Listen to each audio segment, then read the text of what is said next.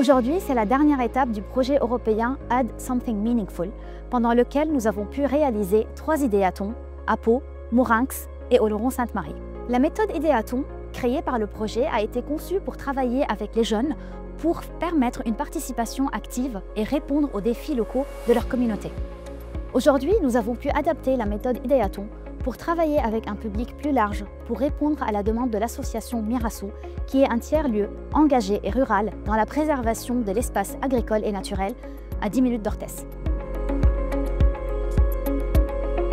Le projet est très jeune, l'association a 2 ans, on n'a permis de construire que depuis 1 an, et on est un petit groupe d'habitants et de bénévoles. On s'est rendu compte que le thème de l'accueil dans notre tiers-lieu était très important parce qu'en fait on accueille plein de jeunes, alors des jeunes en service civique, des jeunes en woofer, des jeunes tweezers, d'un peu partout en France et dans le monde. On accueille des scolaires, on accueille différents types de publics pour le coworking. On est dans la phase de construction, donc pour l'instant on n'avait pas bien réfléchi à cette problématique de l'accueil. Et là, la rencontre avec Piste Solidaire, qui reçoit aussi beaucoup de jeunes et qui promeut les services civiques européens et les services volontaires européens, on s'est dit que c'était une occasion intéressante pour rassembler une vingtaine de personnes pour réfléchir et faire sortir des idées sur tout le thème de l'accueil, les espaces extérieurs, les bâtiments, le jardin, etc. Et ça fonctionne très bien a priori.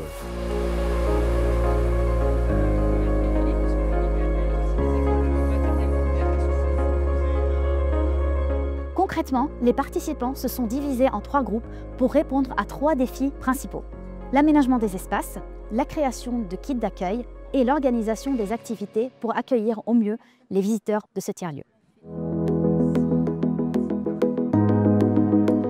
Moi, je trouve que tous les écolieux devraient se faire aider comme ça par des animations qui boostent ou qui interrogent ou qui permettent de la réflexion humaine pour le projet, au service du projet.